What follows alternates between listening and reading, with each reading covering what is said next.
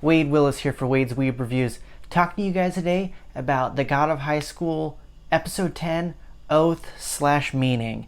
And guys, don't forget to like the video and subscribe to my page while you're here. It really helps. Now, this episode was the most insane one of the season by far. They start off with basically the people who are running the God of High School tournament talking to Jin's team, telling them that the team that they fought against was basically controlled, or Knox was dealing with them, and but the win counts as a win, so they're moving on to the semis. And this is then it kind of flashes to Jaegel, the guy with the blue hair that uses the shark Chariok, and he kills the guy that Jin Mori beats in that warehouse, basically saying that he just used him. So I don't know if it was established before, but now we kind of know that Jaegel has been working for Knox in some way. I mean, he's kind of an asshole, so it makes sense that he's he's with them. I can't remember if we knew that before, but for sure established here. And then so Jin is his team is going to be fighting Olimpio, and that's the guy who has Jin's grandpa's tiger thing on his back. So I was super pumped for this fight, really just for Olimpio and Jin Mori to finally duke it out. They're both really interesting, kind of like they have such a competitive spirit that they want to go against all the best people, and they're like upset if they can't actually like fight someone, but they want to get better. It's not that they like want to kill people or anything like that, like Jaegel the Kegel. They're not like that asshole. So they are super competitive, but it is in a really like fun way. Kind of reminds me a bit of like Gon from like Hunter x Hunter. So I don't know, it kind of gave me that vibe a little bit. I don't know if you guys completely disagree with me, and obviously different age group, but kind of that playful spirit reminds me a lot of Gon from Hunter x Hunter. Now, the characters also learn that Knox basically worships this god, and they believe that only that god should exist. So they're targeting anyone that uses Charioks, and that's why they're kind of focusing in on this God of High School tournament, because there's people that it's basically newer people that are using the Charioks. It's probably easier for them to kind of pick them off than, well, they are picking off some of the people in that big organization that runs the tournament, but they kind of say like that's why they're targeting this tournament. So makes sense. Now, this is kind of like my theory behind this. Now, in the intro to the show, they talk about Charioks, and they also say demons. I'm assuming what Knox is using as demons. I haven't read the Webtoon at all. This is just me kind of trying to read the tea leaves and seeing they say something about demons. I'm assuming that is Knox's what they're using, as opposed to maybe the Chariok system. Then Day, he's the first, and he's off suspension. He's battling a girl from Olimpio's team, and before that we find out Olimpio really wants to win the tournament to get a wish, because what this girl he was friends with was fighting Jaegel in this karate tournament, and he basically like shatters his leg. So a long time ago, Jaegel was still a piece of shit. So anyone surprised there? No, it's not out of his character at all.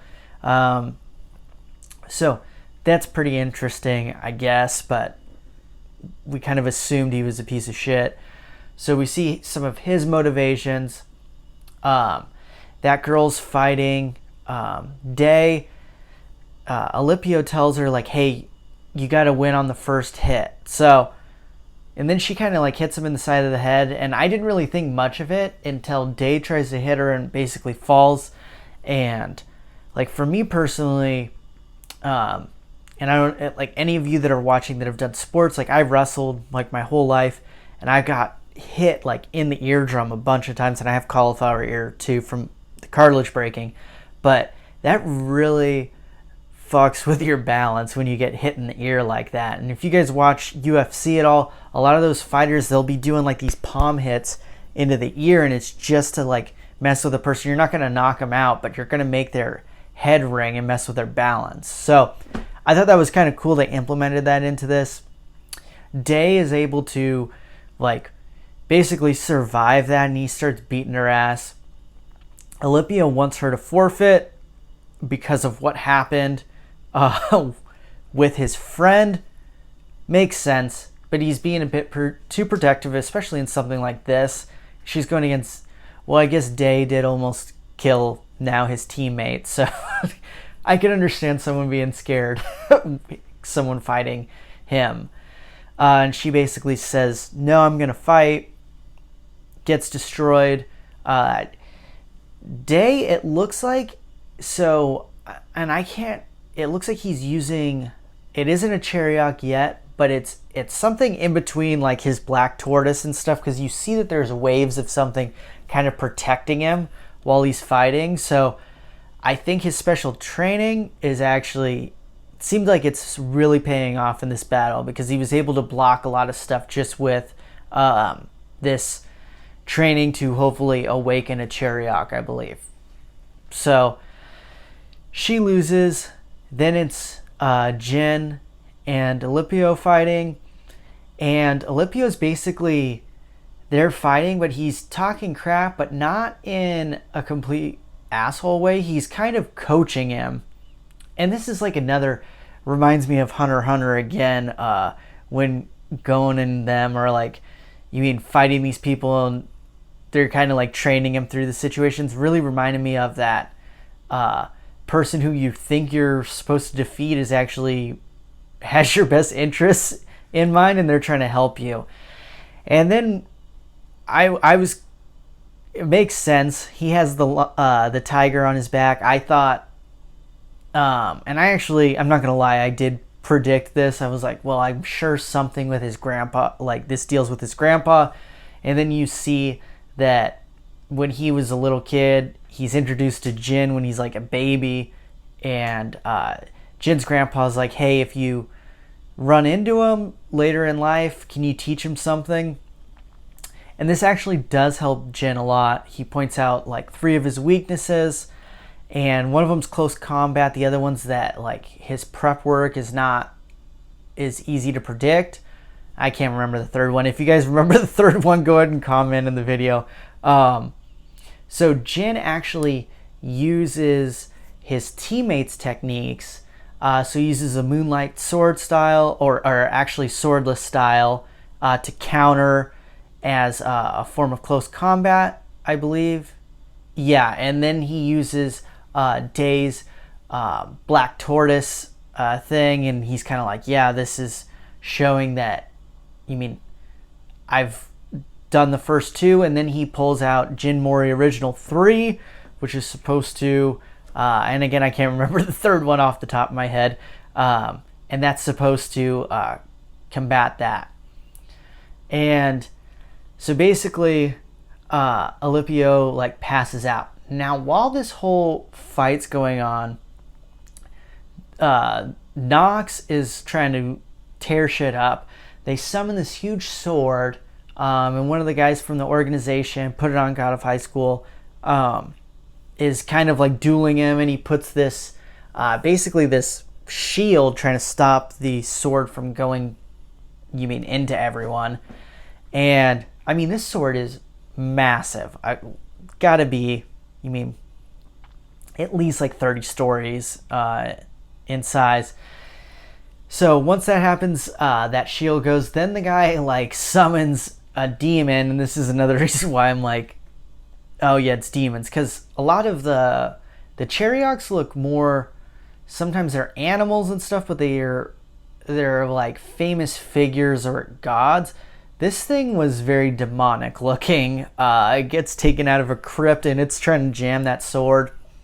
while this is going on, and again, this is all while Jin Mori and Olimpio's fight's going on, there's this random dude on a maybe he's been introduced earlier on. I don't really remember him, but this drunk dude is up on a roof watching, and he has a drum line with him. I'm like, what the heck's going on?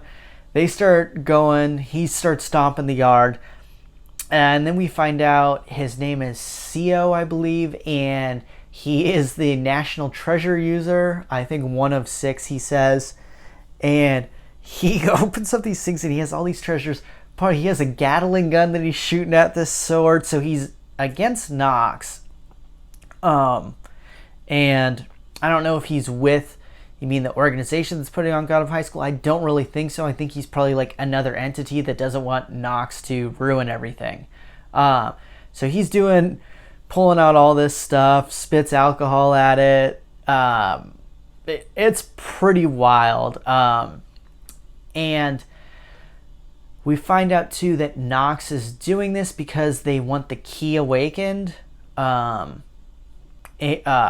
supposedly like a huge disaster or like a lot of stress on all this stuff will create the key to be awakened, which I believe that is why the organization is also the people who put on God of High School.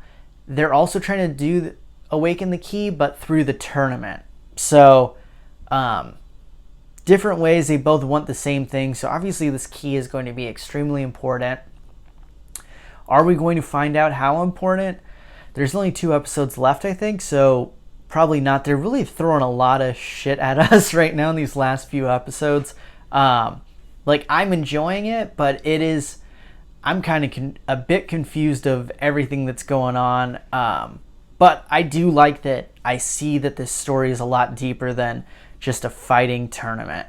And then the drunk guy, he ends up doing this technique where he puts on this mask, goes through and bites the sword and shatters it, all while his people are basically doing a drum line. I didn't see Nick Cannon in his drum line though. And it shatters it. At basically the same time, you see that Jin basically, it looks like he's defeated Olimpio. But then this like tree, I believe I don't know what kind of tree it is. I don't think it was cherry blossoms. It looked more like an autumn fall tree. I thought a maple tree. I don't know if that is in, well, I guess this is in South Korea. I'm not sure if that's in that region though. So, but that's like the tree I thought of because of the colors from the leaves. Could be wrong though.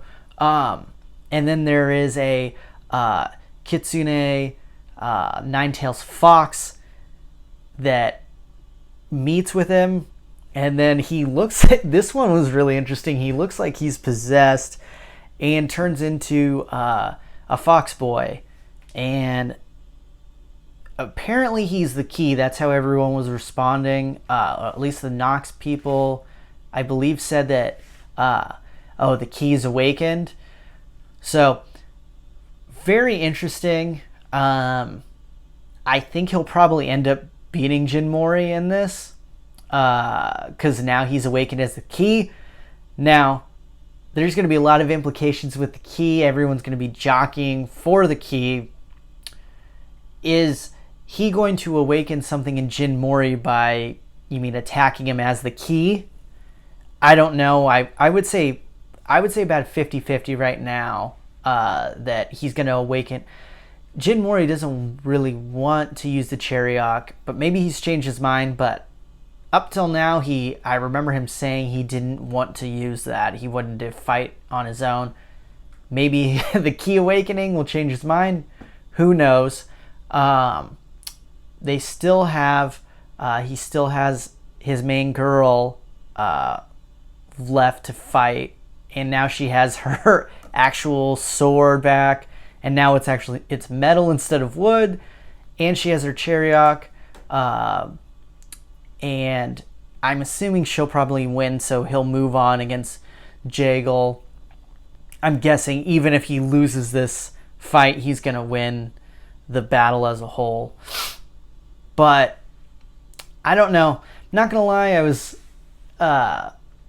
I like Fox Girl, so I was a bit disappointed that the first Fox is a dude. But what can you do? He was not as cute as Senko-san. So, and I don't think he was very helpful though, like Senko-san. So he did help Jin Mori really awaken a lot of stuff, and I'm really excited to see. Even though Jin has not awakened like a Chariok, I'm assuming he will, or he'll be another key in someone. He'll probably be another key. That might be a cop out in the story, but I think he'll have some animal thing like that because he's too important to the story to just probably have a Chariok, in my opinion.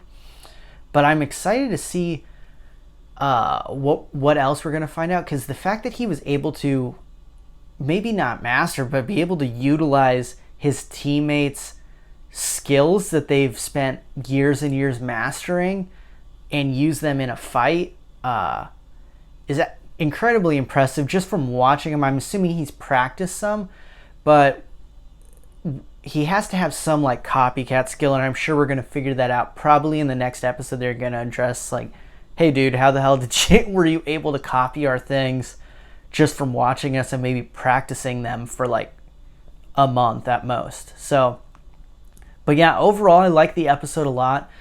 I like how much world building they're doing right now. It gives me a lot of hope for the future. It has made the season a bit confusing at this point. Maybe episodes 11 and 12, because I think they're only doing 12 episodes. If I'm wrong, let me know in the comments, but they only have like 2 more left. I don't know how they're going to explain everything and continue the plot in a way that is cohesive. Because either they're going to over-explain and it's going to like dull the story, I think, or they're going to leave a lot of stuff unanswered and a bit confusing. But I'm cool with that. I'm excited for what the potential of the show is for the future. So, but yeah, guys, I'd love to know what you guys think. Comment below. Hey guys, this is Wade Willis. Thanks for watching my video. Here's 2 other videos I think you might like, and don't forget to subscribe to my page.